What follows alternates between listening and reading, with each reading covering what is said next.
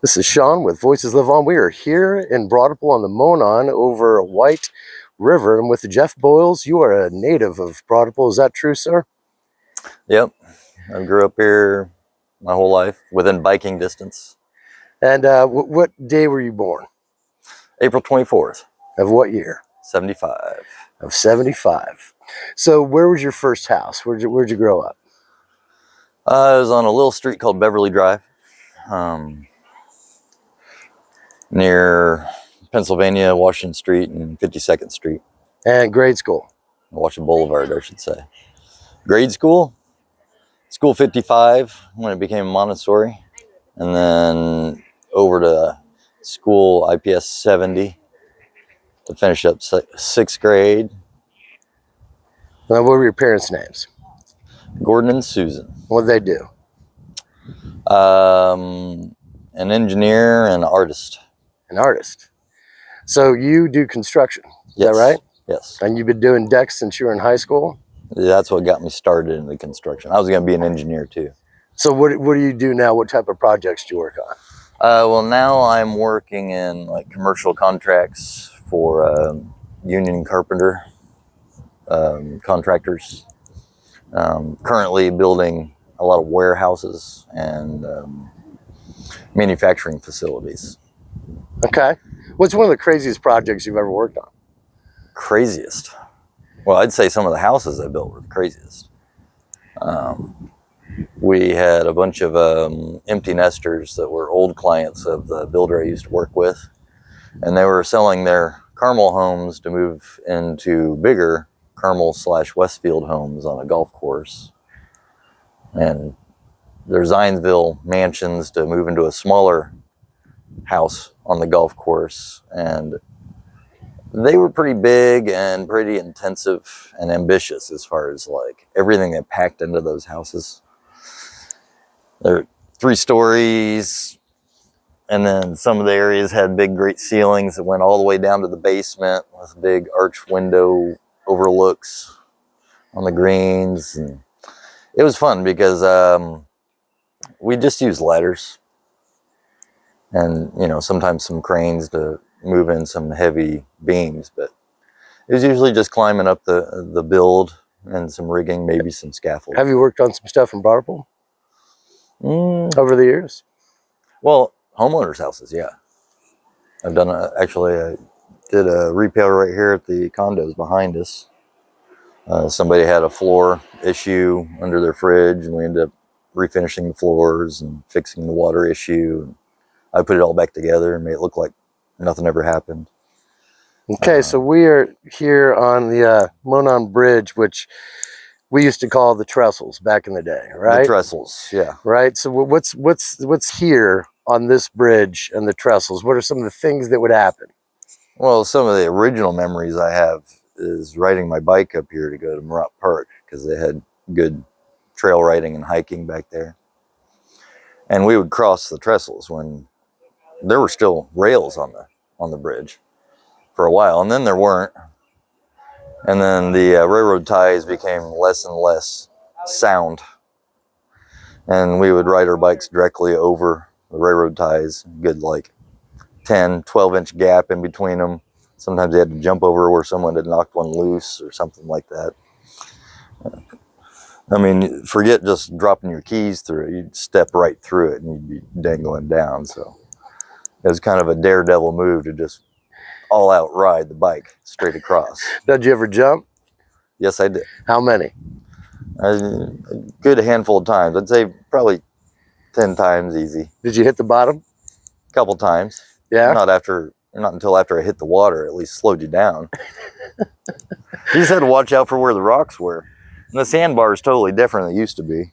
You can see it shoots out this way now. But this was always the spot you didn't want to hit. So out there go is over, where you want to jump. Go over basically. We'd basically be right here in the middle and run that way and jump right out into the current right there. That was the best jump. We do it over here sometimes, but only if the water was high enough. It's much shallower. Well, speaking of high water, I mean, it gets moving pretty quick. So was there any times that you just started cooking down the river? Yeah, you're referring to me telling you this story before, I think, yes. Yeah, so There was one time I came up here with an old friend who's not with us anymore, Jamie McAdams. And we were just looking at the water like, man, came out here to jump in the water. It was a hot day. It had been raining a lot. Like, you go to the falls up here, the overspill that they built for the canal, and it was just a boil of water. You couldn't even see the overspill. It was so high. It was probably about 4 or 5 feet underneath the iron here. You could just barely see the top of the foundations. And the water was shooting through here. Shooting through. I mean, all of Murat was flooded. It was way up there. The art center, all of their little arts garden was all underwater. And we jumped in. We jumped in one time when it was real high and came up over here. But this time we jumped in and didn't come up to the top till you could see that the point right out, or is that a log? And I couldn't get to the edge of the water. Just came short of the college bridge over there. That was one and done. I didn't do that one again, that's for sure. But it was a ride, that's for sure. So where's some of the favorite places you'd hang out here in Ripple in general? Well, we would usually hang out either at Noble Romans, Subway, Roses and Lollipops, Food Court. Roses and Lollipops today was in the same building that Jimmy John's is. And now there's a vape shop where the Subway was. And the Food Court is now Kilroy's. So do you remember when the... Go ahead. And the pizza place is now Hot Box instead of Noble Romans. Right. So do you remember when the cops decided to do a sting operation for the kids loitering and hanging out? Oh, they did that several times. Surrounded everybody in roses and lollies. Oh yeah, oh yeah. I mean, they were making a practice of telling us, you know, it's curfew times. Everyone needs to disperse. It was summer. It was there was a couple times where it was the end of the school year and everybody was hanging out. But I think one time it was right before school started. And they came up and surrounded us all and had cops lined up all up and down the road telling us we need to leave and go home or we were going to be taken into custody. And well, they tried. I'm sure they got a hold of a couple people, but we were just like, no, we're not ready to go yet, you know? So we stood there and waited until they were trying to push us out of the lot, and then we just moved further away from them until, you know, they were finally satisfied that we weren't crowding around. I think they were really worried they were about to have a riot on their hands. And right. I think a few of the kids that kind of got rustled up probably did start some trouble with them, but I just hightailed it on down to the alley and got out of view and waited for them all to leave and came back and hung out again for a couple more hours. So, I mean, I was in junior high school. It was the last weekend before school. So. Right. So it's your birthday today, right? Yes, it is. And we spent some time over at the good old Plumps, where the movie The Hoosiers is based, because Bobby Plump. Where are some of the kind of favorite spots that were, you know, I know you rattled off a few, but let's actually talk about music. The non-store spots? Oh, music. Yeah. Oh, well, there was always your Skates and Rags shop right next door to Future Shock, which later on, Future Shock moved over to the canal. You got Vogue, and you got, you had Modern Times down on College, which moved up. Was it Modern Times? Yeah, I think so. I don't know if Modern Times actually moved up here or not. But, you know, they had a relationship that conglomerated into the new Future Shock, I believe. And then there was it Missing Link Records? And of course, you got the Patio and the Vogue for your live venues, which I wasn't going to at the time because I was too young. The only place I was able to sneak into underage was to help my friends buy cigarettes at a local establishment that may or may not still be here from the old cigarette machines, but All right, so what are some of the favorite bands you got to see over the years in Broderpool? well, I saw Sonic Youth at the Vogue. That was fun. I don't know how many other people I've seen there. A lot of local bands would play at the patio. One time there was a punk band that was from around here, and I forget which one was the headliner and local and which one was the national, but I think it was Minor Threat and Suicidal Tendencies. And they played on the bed of a semi-truck, flatbed semi-truck, in the parking lot where Applebee's was built, before Applebee's was there. They just, like, I don't know how they arranged it, but they just set up their amps right on the bed of the truck. And we rocked that parking lot all night long. I think the authorities were happy to keep us off of the main strip, because they were always trying to figure out how to keep all the loitering high school kids away from the storefront businesses. And it worked out. So, What about Fugazi? You remember when they came and played at Broderpool Park? Well, the best Fugazi show was over at Knights of Columbus? 38th and Shadeland, actually. But yeah, they were over at Broderpool Park. And they played in the sheriff building. What became the sheriff roll call building. That a concert was it was allowed the community center at the time. Yeah, right. With an office that was also the cops. And everybody office. started crowd moshing and pushing everybody around and busting out the ceiling tiles. Yes, they destroyed the grid ceiling in that place. And I don't think they ever put it back in until they opened up the new community center.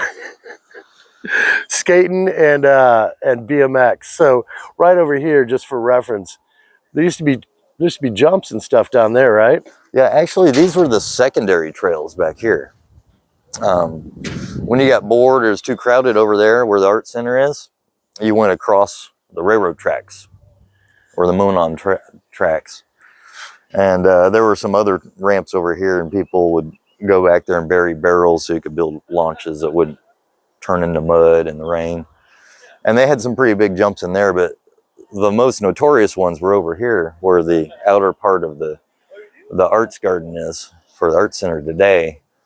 And there was a little parking lot in the back, and all of that area was just wooded and had permanent ovals and loops where we would jump and roll off our bikes and get cut up and bloody and do wall rides on the fence and come back. And I know that they worried about it being some kind of a liability issue for a while, but you know, at the time it was like the 90s.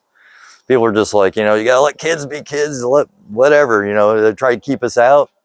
We just go around the other way and go in there anyway. So who were some of the best skateboarders and, let's say, BMX trick style guys? Who are some of the guys you remember?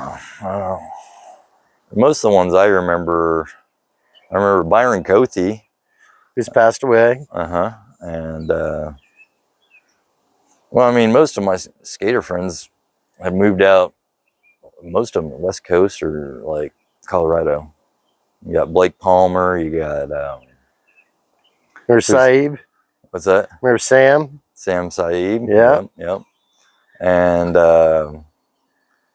Raphael and Tim Brethauer. Let's see, who else? Brendan O'Hara, Chad Meek, Holleen. He still lives around here. Yep. Garrett Pepper, Zach Stahl. And you live in Rocky Ripple, right? I have lived in Rocky Ripple on a couple occasions, yes. Okay. So there was an old rope swing. Remember the rope swing on like kind of the south end on the river? I went to that rope swing before I lived in Rocky Ripple. Yeah. That was one of my other places I'd ride my bike to. We go over to the Butler Gardens and all that stuff and roam up there. We saw a guy go off one time, and one of the other guys on the platform threw the second rope out at him as he was swinging, and it wrapped around his torso, and he dropped like a yo-yo into the middle, and it ripped him. and he slapped on his back Oh my and goodness. started cruising down the river because it was kind of high seas at that point, and we all had to jump in and go after him. Yeah. Like, well, the DNR came back there and tore the rope swing down on several occasions, but it just got put back up. A couple trees up or a little further down. you remember crazy in Braulpur Park? Any things going down in Braulpur Park over the years that could be bigger events, or just some of the situations you remember doing in the park? Well, I've been going to Boyles Park since I was I remember when there was a big swimming pool on the other side of the park. We used to go to day camp there when the Rockets were there before they tore those down. There were several times we would get away from the strip when it was getting too crowded, too hot, and the cops wanted us to leave. We'd just go to Boyles Park or come up here to the trestle and go up to Murat Park. And